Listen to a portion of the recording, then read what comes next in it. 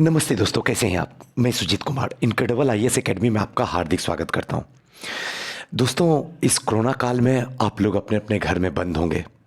ऐसी कंडीशन में हमारा दायित्व बनता है, जैसे पिछले साल की तरह इस साल भी, जब पिछले साल कोरोना का चपेट शुरू हुआ था इंडिया में, तो हमने स्टार्ट किया था एनसीईआरटी की सीरीज।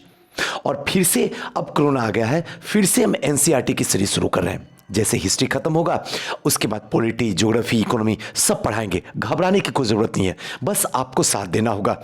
ये सीरीज आपकी ज़िंदगी का सबसे अहम सीरीज होगा, जहां पे जाके किसी संस्था में या तो आजकल नया नया नामांकन किया जा रहा, कॉन्सेप्टर बैच, फाउंडेशन बैच, फाउंडेशनर बैच, इस टाइप के नाम कर करके आपको बेवकूफ़ बना रहे हैं लोग, उनसे बचिए। ये लोग नए नए बच्चे को कहीं ना कहीं इसको अट्रैक्ट करने की कोशिश करते हैं, मोटिवेट करके, और फिर आपको बर्बाद कर देते हैं। मैं रियलिटी बता रहा हूं, आपको मानना मानो, नहीं मानना मत मानो, लेकिन अगर इस वीडियो को देखोगे तो आपकी फाउंडेशन पूरी तरीके से क्लियर कर दूंगा। कहीं जाने की जरूरत नहीं है, कहीं लाखों रुपया बहाने की जरूरत नहीं है, न पटना, न प्रयागराज, न मुखर्जी नगर। बस अपने घर में रहिए, वहीं से स्ट्रॉन्ग कीजिए फाउंडेशन। बस साथ देना होगा आपको। आज का जो सेशन है, आज 10th क्लास की सेकेंड नंबर चैप्टर जो चलेगा, औद्योगिकरण का युग, और इसको बेहतरीन तरीके से बच्चों की तरह समझेंगे, ताकि आज के बाद आपको जिंदगी में कोई भी औद्योगिकरण से क्वेश्चन पूछे तो फटाफट जवाब दे दें। लेकिन इससे पहले इसमें जितने भी क्वेश्चन पूछे गए हैं, उन सारे क्वेश्चन को जो है एक बार खंगाल लेते हैं, ताकि पढ़ने वक्त आपको समझ में आ जाए, सुजीत सर इस क्वेश्चन का आंसर जो है इस वाले पार्ट पे जो दिया हुआ है। आइए थोड़ा सा देखते हैं क्वेश्चन क्या है, इसको समझते हैं। निम्नलिखित की व्याख्या करें। सबसे पहला क्वेश्चन है, ब्रिटेन की महिला कामगारों को स्पिनिंग जेनी मशीन पर हमले किए। समझाना, व्याख्या करना, क्यों।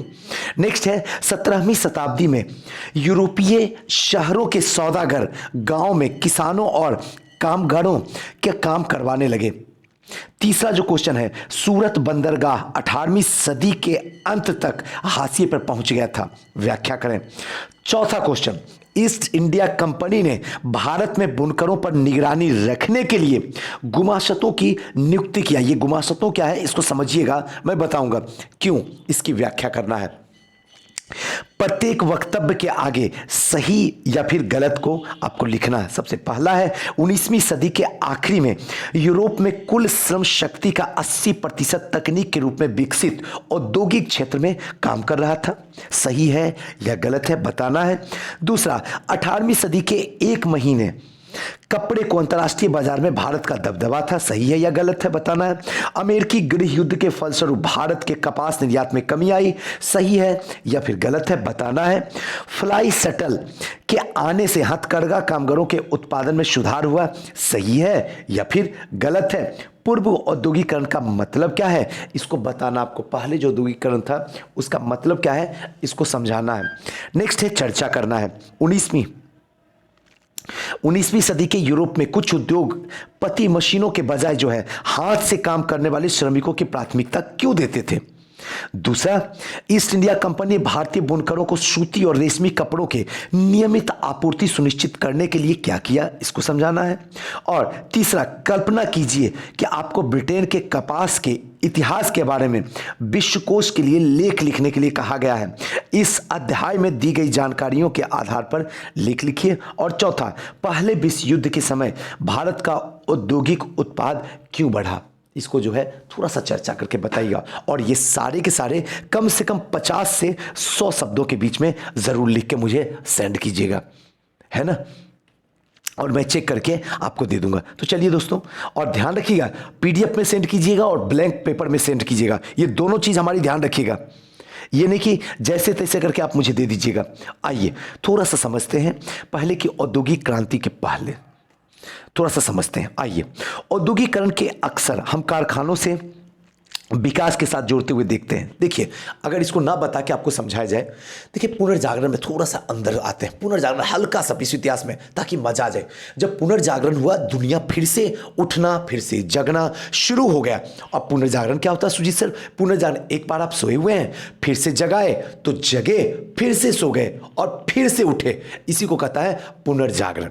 पुनर्जागरण हुआ, दुनिया को लगा कि अब जो है हमें ऐसे काम नहीं चलेगा, सारी दुनिया को अगर उसकी आबादी के अनुसार सारे लोगों की आवश्यकताओं को पूर्ति करना है तो इसके लिए उद्योग को कर जो है सबसे प्राथमिकता देना बेहद ज़रूरी है। अगर उद्योग को प्राथमिकता नहीं देंगे तो ऐसे में क्या हो जाएगा, भूखमरी हो जाएगी, बेरोजगारी हो जाएगी, कुपोषण के शिकार हो जाएंगे, लोग मरना शुरू कर देंगे। ऐसी कंडीशन में सारी दुनिया जो है टेक्नोलॉजी के पीछे दीवानगी पैदा करना शुरू कर दी और उसमें सबसे ज़्यादा जो था इंग्लैंड था। इंग्लैंड का माहौल था, चाहे वो राजनीतिक हो, आर्थिक हो, सामाजिक हो या सांस्कृतिक हो या भौगोलिक हो, सारी दृष्टि से परिपूर्ण इंग्लैंड था। इसीलिए यहीं से औद्योगिकरण की शुरुआत की गई थी। घबराइए नहीं, बच्चों की तरह आपको समझाएंगे। हो गया। उसके बाद लोगों को लगा कि आवश्यकताओं को पूर्ति करनी है, कच्चा माल है। अब यहां पे क्या हुआ कि उद्योग बनना शुरू हुआ, उसके अंदर टेक्नोलॉजी आना शुरू हो गई। अब लेकिन सबसे बड़ी समस्या ये बन के खड़ी हुई कि आखिरकार हम कच्चे माल कहां से लाएं? कच्चे माल के लिए हमारे पास संसाधन है नहीं। इसी समय दो ऐसे देश थे, एक स्पेन और एक पुर्तगाल। स्पेन से कोलंबस निकल के अमेरिका की खोज किया, खोज तो कर रहा था इंडिया का ही, लेकिन गलती से अमेरिका की खोज कर दिया। और स्पेन से निकल के जो वास्को डी गामा था वो इंडिया की खोज कर दिया। दोनों देश मिल गए और दोनों जो है कच्चा माल के लिए भरपूर आकूत संसाधन था। उसके बाद इंग्लैंड भी जो है इधर देखना शुरू कर दिया। 1498 में वास्को डी गामा पुर्तगाली आए। उसके बाद 100 साल के बाद इंग्लैंड भी अपनी नज़र जो है इंडिया की तरफ, जो कि सोने की चिड़िया थी, मूव किया।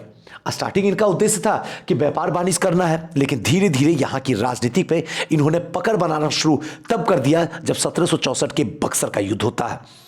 उसके बाद क्लियर हो जाता है कि हम गुलाम हो गए। थोड़ा सा हल्का सा झलक बताएंगे, डिटेल में सब बताएंगे, घबराइए नहीं। क्लियर हो गया? अब आइए थोड़ा सा आगे। अब धीरे धीरे जो है कारखानों का उदय होना शुरू हो गया। अभी जो चीजें बताएं, 1730 के दशक में कारखाना खुले और उनकी संख्या जो है तेजी से बढ़ना शुरू कर दी गई। 18वीं सदी के आखिरी में कपास का एक नए युग का प्रतीक हुआ। 18वीं सदी कपास, 19वीं सदी के आखिरी में कपास के उत्पादन में भारी बढ़ोतरी हुई। 1760 में ब्रिटेन के अपने कपास उद्योग की जरूरतों को पूरा करने के लिए 25 लाख पाउंड कच्चे कपास का आयात करता था। वो टाइमिंग उस टाइम में चल रही है, सीधा 1730 अगर कहा जाए तो 18वीं सदी के करीब करीब पूर्वार्ध कह सकते हैं, पूर्वार्ध का समय था। और यहाँ पे जो है अचानक जो है धीरे धीरे कपास का आकूत जो है उत्पादन हुआ, मतलब बहुत उत्पादन हुआ। अब धीरे धीरे 1787 में आयात बढ़कर 220 लाख पाउंड हो गया। 25 लाख से सीधे ये 25 लाख कब हो रहा है? 1730 में। और जैसे ही 87 हुआ, यानी 57 साल, मान के चलिए 60 साल में ये 220 लाख पाउंड तक पहुंच गया। यह इजाफा उत्पादन प्रक्रिया को बहुत तेजी से बदलाव का परिणाम था। अब 18वीं सदी में कई ऐसे आविष्कार हुए जिन्होंने उत्पादन प्रक्रिया यानी कि कार्डिंग, एटना कताई और या फिर लेप्टोन के हर चरण में कुशलता बढ़ा दी। अब थोड़ा बड़ा कर देते हैं क्योंकि थोड़ा सा दिक्कत आपको हो रहा होगा। आइए, ताकि मजा आ जाए पढ़ने में। अब देखिए, अब शायद दिक्कत हल्का सा और, हाँ अब देखिए मजा आएगा। 18वीं सदी के कई ऐसे आविष्कार हुए जिन्होंने उत्पादन प्रक्रिया के हर चरण में कुशलता बढ़ा दी। प्रति मजदूर उत्पादन बढ़ गया। पहले से ज्यादा मजबूत धागे और रेशे का उत्पादन होने लग गया। समझ में आ रही है ना? एक एक बात को पकड़िएगा, एकदम बच्चों की तरह समझाया जा रहा। आप कहीं भी दुनिया के किसी क्लास में आप जाके बैठ जाइए, चाहे वो कॉन्सेप्टर बैच हो, फाउंडेशनल बैच हो या फाउंडेशन बैच हो, नहीं ये बताता कोई, रियली बता रहा हूं, हार्टली बता रहा हूं। अगर आप लोग प्रथम प्रयास में सिलेक्शन लेना चाहते हैं तो ये वीडियो आपके लिए रामबाण है। इस वीडियो को अपने अंदर डाल दीजिए, आपकी जिंदगी सुधर जाएगी, संवर जाएगी और आसानी से कम समय में सिलेक्शन हो जाएगा। अब धीरे धीरे क्या हो, मजबूत धागे रेशे का उत्पादन होने लगा। इसके बाद जो है रिचर्ड आर्कराइट ने सूती कपड़े मिल के जो है रूपरेखा सामने रखी कि सूती कपड़े मिल का जो है रूपरेखा सामने रखी। अभी तक कपड़ा उत्पादन पूरे देहात में फैला हुआ था। अभी तक जो है कपड़ा उत्पादन जो है पूरे देहात, जो गांव कहते हैं ना, वहां तक फैला हुआ था। अपने अपने घर से पर ही लोग करते थे काम। जो भी कपड़ा होता था ना ये कपास का, अपने अपने घर पे ही लोग अपने तरीके से कर लेते थे। लेकिन अब महंगी नई मशीन देकर उन्होंने कारखाना लगाया जा सकता था। अब धीरे धीरे कारखाना, साइंस टेक्नोलॉजी डेवलप होना शुरू हुआ, कारखाना लगाया जा सकता था। कारखाना की सारी प्रक्रिया एक ही छत के नीचे एक मालिक के हाथ में आ गई। अब कारखाना जो है एक मालिक के हाथ में आ गई। इसके चलते जो है उत्पादन प्रक्रिया की निगरानी, गुणवत्ता ध्यान रखना, मजदूरों पर नजर रखना संभव हो गया था। अब जो है आसानी से ये पता चल जाएगा इसी कारखाने में, क्योंकि एक ही छत के नीचे, कि उत्पादन प्रक्रिया कैसा हो रहा, गुणवत्ता इसमें कैसा रखा जा रहा, मजदूर की नजर रखा जा सकता है। जब तक उत्पादन गांव में हो रहा था तब तक ये सारे काम संभव नहीं थे। गांव में था, गांव में कौन जाता था, लेकिन जैसे ही एक ही टेक्नोलॉजी बढ़ी, कंपनी आई, उसके बाद ये संभव होना शुरू हो गया। 19वीं सदी की शुरुआत में, 19वीं सदी का मतलब सीधा सा है 1800 से लेके 1899, याद रखिएगा, कहीं भूल मत जाइएगा। 19वीं सदी की शुरुआत में कारखाना इंग्लैंड के भूदृश्य के अभिन्न अंग में बन गए थे। ये नए कारखाना इतने विशाल और नई प्रौद्योगिकी की ताकत इतनी जादुई दिखाई देती थी कि उस समय लोगों की आंखें जो है चौंधिया जाती थी। लोगों का ध्यान कारखानों पर टिका रह जाता था, इस बात को मानो भूल ही जाते थे कि उनकी आंखें ओझिल गलियों में, वर्कशॉप में अभी भी उत्पादन चाले। मतलब क्या है, कंपनी को जब देखते थे ना तो लोगों की आंखें जो है ना एकदम चौंधिया जाती थी। मतलब क्या है, लोग जो है ना रियलिटी में रहते नहीं थे, वो सीधे के सीधे इमेजनरी में चले जाते थे। बाकी सही थी, बातें तो सही थी, रियलिटी थी, लेकिन वो अपने आप को इमेजनरी में जाके चले जाते थे। उनको पता ही चलता था, भूल जाते थे कि हम भी यहां पे काम करते हैं। औद्योगिक परिवर्तन की रफ्तार, अब जो है धीरे धीरे औद्योगिक परिवर्तन की रफ्तार होगी। औद्योगिकरण की प्रक्रिया कितनी तेज थी। क्या औद्योगिकरण का मतलब केवल फैक्ट्री उद्योग का विकास करना तक ही सीमित था? कहने का मतलब औद्योगिक प्रक्रिया जो इतनी तेज थी, क्या औद्योगिकरण का मतलब केवल फैक्ट्री उद्योग को विकसित करना ही था? इतना ही सीमित था कि किसी भी तरीके से, देखिए थोड़ा सा दृश्य को देखिए ताकि मजा आ जाए। औद्योगिक मैनचेस्टर, MS जैक्सन का चित्र, द इलिस्ट्रेट लंदन न्यूज 1857 का दृश्य देखिए, दिख रहा है ना। चलिए अब थोड़ा बड़ा कर लेते हैं ताकि आपको मजा आ जाए। हाँ आइए, पहला सूती उद्योग, कपास उद्योग ब्रिटेन में सबसे फलते फूलते उद्योग थे। सूती और कपास, याद रखिएगा, सूती और कपास। तेजी से बढ़ता हुआ कपास उद्योग 1840 के दशक तक औद्योगिकरण के पहले चरण में सबसे बड़ा उद्योग बन चुका था। 1840 आते आते इसके बाद लोहा स्टील उद्योग आगे निकल गए, और यहाँ के बाद जो है फिर से लोहा और स्टील जो है बाजी मार ली। 1840 के दशक तक इंग्लैंड में, 1860 के दशक तक उसके उपनिवेश में रेलवे का विस्तार होने लग गया था। फलस्वरूप लोहे और स्टील की जरूरत जो है तेजी से बढ़ी, और 1873 तक ब्रिटेन में लोहा और स्टील निर्यात मूल्य जो है लगभग 7.7 करोड़ पौंड हो गया था, और यह राशि इंग्लैंड में कपास निर्यात मूल्य की दुगनी थी। जो कपास निर्यात मूल्य की जो मिलता था उससे दुगनी जो थी वो क्या थी, लोहे की कीमत हो गई थी। अब समस्या तो विपरीत होना तय है। दूसरा, नए उद्योग परंपरागत उद्योग को इतनी आसानी से हाशिए पर नहीं ढकेल सकता था। जो नए उद्योग थे इतनी आसानी से, परंपरागत का सीधा सा मतलब होता है जो पुराने उद्योग हैं, आसानी से नए उद्योग किसी भी पुराने उद्योग को आसानी से हटा नहीं सकता। ये संभव नहीं है। आज संभव है लेकिन 19वीं शताब्दी में बिल्कुल भी संभव नहीं था। 19वीं सदी के आखिरी तक तकनीक रूप से विकसित उद्योग क्षेत्र में काम करने वाले मजदूर की कुल संख्या मजदूरों में से 20% से ज्यादा नहीं थी। कपड़ा उद्योग एक गतिशील उद्योग था, लेकिन इसके उत्पादन का बड़ा हिस्सा कारखानों में नहीं बल्कि घरेलू इकाई में होता था। जो कपड़ा उद्योग होता था कारखाना में नहीं होता था बल्कि घरेलू जो है इकाइयों में ही किया जाता था। तीसरा, यद्यपि परंपरागत उद्योग के परिवर्तन की गति भाप के चलते वाले सूती और धातु उद्योग तय नहीं हो रही थी, लेकिन ये परंपरागत उद्योग पूरी तरीके से ठहराव की अवस्था में नहीं थे। खाद्य प्रसंस्करण हो गया, निर्माण हो गया, पोल्ट्री हो गया, कांच का काम हो गया, चर्म शोधन हो गया, फर्नीचर हो गया, औजार हो गए, उत्पादन जैसे बहुत सारे गैर मशीनी क्षेत्रों में जो तरक्की हो रही थी वह मुख्य रूप से साधारण और छोटे छोटे आविष्कार ही इसके परिणाम थे। अब जो चौथा शुरू हुआ था, धीरे धीरे प्रौद्योगिकी बदलाव जो है गति धीमी थी।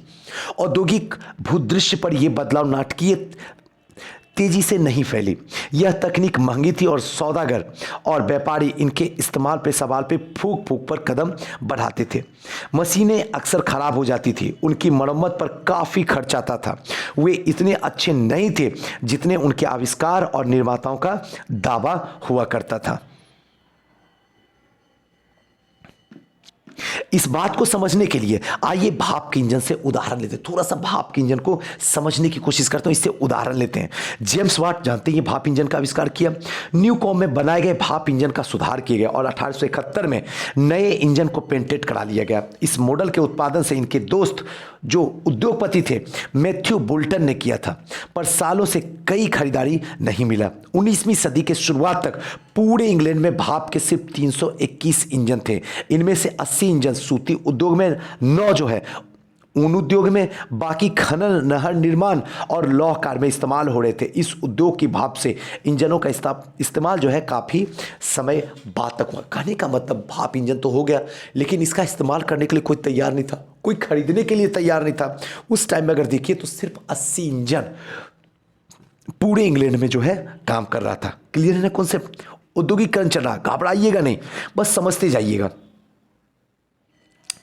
किसी उद्योग के इंजनों का इस्तेमाल काफ़ी समय बाद तक भी नहीं हुआ, यानी मजदूर के उत्पादन क्षमता में कई गुना बढ़ने की संभावना वाली सबसे शक्तिशाली प्रौद्योगिकी को अपनाने में भी उद्योगपति बहुत हिचकिचा रहे थे। अब इतिहासकार इस बात को मानने लगे कि 19वीं सदी के मध्य तक औसत मजदूर मशीनों पर काम करने वाला नहीं, बल्कि परंपरागत कारीगर और मजदूर ही होता था। सीधा कहने का एक मतलब हुआ कि यहाँ पे औसत जो भी मशीन पर काम किया जाता था वो परंपरागत नहीं था, बल्कि अगर देखा जाए तो 19वीं सदी के मध्य आते आते जो भी औसत मजदूर थे मशीन पर काम करने वाले नहीं, बल्कि परंपरागत कारीगर पर ही मजदूरी इनका होता था। परंपरागत मतलब पुराने जो कामकाज चल रहे थे उसी पे इनका क्या हो रहा था, कारोबार चल रहा था। 1830 की कताई फैक्ट्री वाले आप देख सकते हैं, देखिए इस टाइम में 1830 में कैसे कताई होती थी। थोड़ा सा दृश्य देखिए ताकि आपको लगे कि कैसा होता था। देख रहे हैं ना? चलिए आइए अब हाथ का श्रम और वाष्प शक्ति दोनों को थोड़ा सा समझने की कोशिश करते हैं। विक्टोरिया काल में ब्रिटेन में मानव श्रम की कोई कमी नहीं थी। गरीब किसान और बेकार लोग कामकाज की तलाश में बड़ी संख्या में शहर जाते थे। जैसे कि आप जानेंगे कि श्रमिकों की बहुत आयत होती थी, वेतन गिर जाते थे, इसलिए उद्योगपति श्रमिकों की कमी और वेतन की मद में भारी लागत जैसी परेशानियां नहीं थी। उन्हें ऐसी मशीनों में कोई दिलचस्पी नहीं थी जिनके कारण मजदूर को छुटकारा मिल जाए और जिन पर बहुत ज़्यादा खर्च आने वाला हो। कहने का मतलब ये कि विक्टोरिया काल में अगर देखा जाए तो मानव श्रम की कोई कमी नहीं थी। गरीब किसान बेकार लोग जो है कामकाज की तलाश की संख्या में हजारों शहर की ओर भागते थे। श्रमिकों की बहुतायत थी। उद्योगपति को श्रमिक की कमी या वेतन मद में भारी लागत जैसी कोई परेशानी बिल्कुल भी यहाँ पे नहीं होती। बहुत सारे उद्योग श्रमिक की मांग मौसमी आधार पर घटती और बढ़ती रहती थी। गैस घरों के शराब खानों में जारों में दौरान जो है खासा काम रहता था। इस दौरान उन्हें ज़्यादा मजदूर की ज़रूरत होती थी और क्रिसमस के समय बुक बाइंडर हुआ या फिर प्रिंटरों के जो है दिसंबर से पहले अतिरिक्त मजदूरों की दरकार रहती थी। अब बंदरगाह पर जहाज़ों की मरम्मत और साफ सफाई सजावट का काम भी जारों में ही किया जाता था, जिनसे उद्योग में मौसम में खास उत्पादन हो सके। अब देखिए घटता बढ़ता रहता था उद्योग मशीनीकरण बजाय अब मजदूरों को ही अपने पास में पसंद करते थे। बहुत सारे उत्पादन केवल हाथ से ही तैयार किए जा सकते थे। मशीनों में एक जैसा काम किस्मत उत्पादन बड़ी संख्या में बनाए जा सकते थे।